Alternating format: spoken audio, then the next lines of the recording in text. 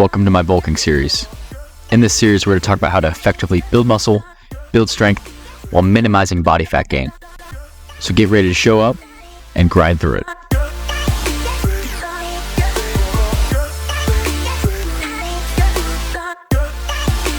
Welcome to my first episode of my bulking series. Over the course of this series, we're going to post content every single week to help you build muscle, build strength, help you pack on lean mass while minimizing fat gain and body fat gain. I'm going to give you all the information that you need to know to have a successful bulk. The way that I'm going to structure my videos is throughout the week, I'm going to post content and workout videos on different exercises or workouts that you can go replicate in your own programs. Every Saturday, what I'm going to do is I'm going to post content and talk about topics that are going to be super important for building muscle. So, for example, we're going to talk about rep ranges, what rep range is the best to build muscle, what rep range is better, high reps, low reps, what rep range should you be lifting in to maximize your strength, your muscle mass, and your lean tissue gains. Now, before we hop into the video, guys, if you're watching this video, more than likely you are someone that probably works hard. You go in the gym day in, day out, you put your head down and you work. And that is exactly in line with the brand of FitGrind. FitGrind is my gym brand, and it's also my APPAREL line brand. And we're a brand for those hard workers out there that enjoy that daily grind, that enjoy that hard work that it takes and that daily grind that it takes to reach your fitness goals. If you are a hard worker and you're looking for a new gym outfit, I will leave the link to my APPAREL line down in the description below. You can even use that Jordan20 code, save 20% off your first order. So the main topic today is what? So the main topic today is going to be high reps versus the low reps. What rep range is best to build muscle? Should I be lifting in that really low rep range, really heavy weights? Or should I be focusing on more high rep sets and more volume sets? And that's what we're really going to cover today. We're going to talk about each and tell you which one that you should be doing to maximize your lean muscle gains. Let's talk about low reps first. So low reps is going to be anything I'm going to classify in that 1 to really 6 rep range. This is where you're going to provide a lot of mechanical stress on your muscle. You're going to get the nervous system to acclimate to those heavier weights. And this is where you're primarily going to build a lot of strength. This is the rep range that's going to help you get stronger from week to week. And is a place where a lot of guys go to try and build new tissue. They think that we need to lift really, really heavy weights in order to get bigger. Now, one advantage of your lower rep range, obviously, like I said, is the acclimation of strength and the acclimation of your nervous system to help build strength and get stronger from week to week. So anywhere in that 1 to 6 rep range, like I said, is the prime rep range for you to get stronger and consistently overload those muscles. And you're going to see a lot of strength progression in this specific rep range. Now, one downfall of this rep range is that the volume by design is not going to be as high. So if you're doing 3 sets of 5, that's only 15 total reps. So if you're looking to maximize your lean muscle mass gains and your hypertrophy, you're going to need to increase the amount of sets that you're going to do. And we're going to talk about that in a second when we get into our higher rep range. But overall, this lower rep range is a key part to building muscle. We're going to talk about how you can implement it at the end of the video. Yes, you do need some lower rep strength work in order to build tissue and consistently overload, and it'll be a key part of adding new muscle mass. Next, we're going to talk about your high rep range, and I'm going to classify high rep range as anything from 8 to like 20 rep range. We're looking at more of your hypertrophy rep range. Anything above that 20 rep range, really, we're going to look more at muscular endurance. And not to say that that is bad, not to say that you can't see new lean tissue gains from that higher your muscular endurance rep range, but for the sake of this video, we're going to say that your higher rep range is going to be anything from 8 to 20. This rep range is really good at providing a lot of volume. So if you're doing 3 sets of 8, that gives you 24 total reps. So where we talked about before, if you're doing 3 sets of 5, that's only 15 reps.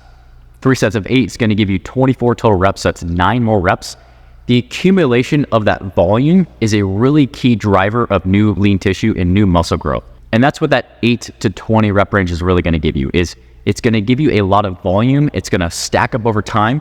And that volume is a great way that we can provide overload onto our muscles to provide that stimulus in order for your body to build new lean tissue. Another pro of this 8 to 20 rep range is this rep range is really going to be good at promoting a lot of blood flow and a lot of vasodilation, which again, that cell swelling of the muscle is going to be a key factor on actually building new tissue and providing a new stimulus. If you've ever gone to the gym and you've done an arm workout or a chest workout or any sort of workouts, and you're lifting in those high rep ranges, you start to notice that you get a lot of blood flow and you get a really big pump in the muscles.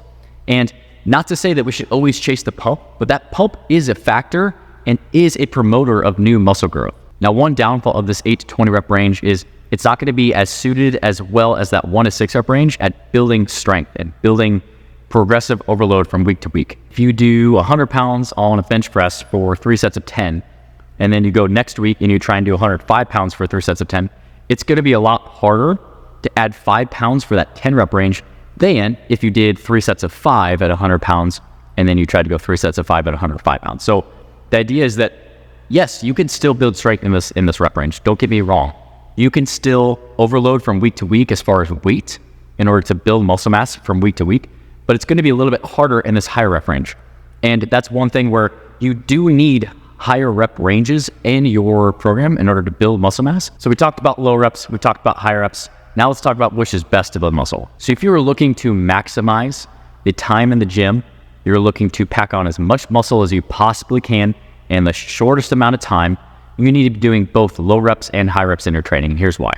I'm a firm believer that any rep range can provide stimulus and can provide new muscle growth. And if you're looking to really maximize the amount of muscle mass that you can pack on, you need to be training in all different variety of rep ranges. The low rep range, like I said, is going to be really good at helping you build strength and really build that neurological adaptation to help you progressively overload. And it's going to help you lift heavier weights in that 8 to 20 rep range. That 8 to 20 rep range is going to be really good at providing a lot of volume and overload to help actually stimulate new muscle growth. It's going to help push blood flow in the muscle, and overall it's just going to help you build new muscle mass. So the best thing that you can do in order to build new lean tissue, like I said, is to train in a variety of rep ranges and make sure that within each workout or within each program or phase that you're in, you have both your low rep ranges and your high rep ranges. Now, let's talk about a couple different ways you could structure this in your program to give you some ideas on what this looks like. Now, I'm going to be posting a full chest and back workout on Monday, so make sure that you come back to that one.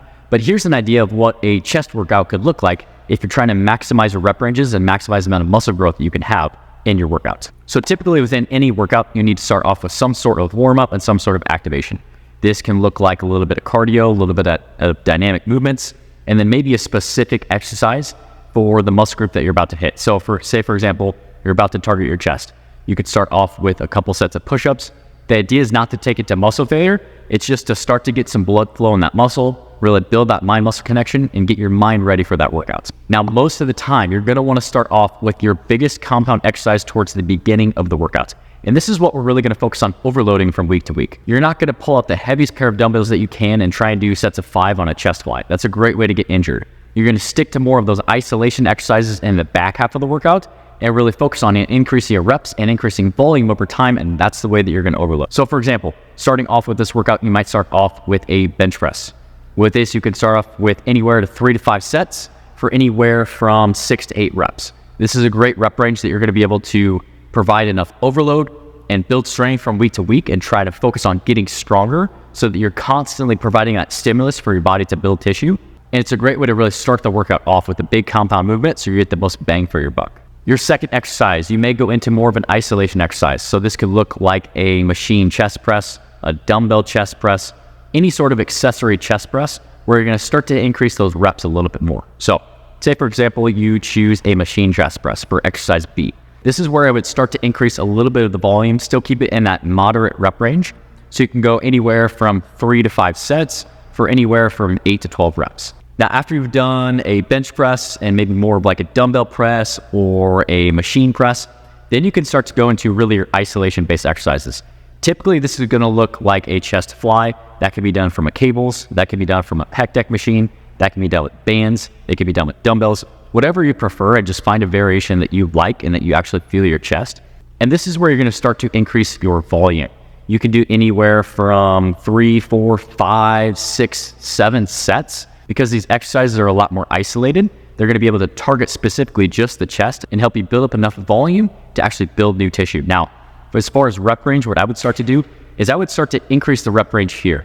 Go anywhere from 10, 12, 15, sometimes even 20 reps in order to provide new stimulus for your chest to grow. As far as rest time, I would also start to decrease the rest time here and really try and focus on shuttling as much blood to the muscle as you possibly can. This would be a great 3 exercise moderate volume chest workout that you could do that is going to help you provide new chest growth, specifically for the chest muscles, is going to help you provide enough stimulus to consistently build new growth. Now, like I said, I'm going to be posting a full chest and back workout on Monday, so make sure that you come back for that one. I'll show you exactly how you can structure a full chest and back workout to really maximize new muscle growth, especially while you're bulking. So the discussion of high reps and low reps is solved. The answer is you need to have both in your program to maximize new muscle mass and new lean tissue gains. Now, if you guys have any questions, make sure that you let me know down in the comment section below. And if you enjoyed this video, hit that thumbs up button. And if you haven't done so already, make sure you subscribe to the channel. Like I said, I'm posting weekly content to help you elevate your fitness and take your fitness to the next level. I'm gonna leave a couple of their videos for you to watch here next on the screen. Make sure you check those out, and I'll see you guys in the next one.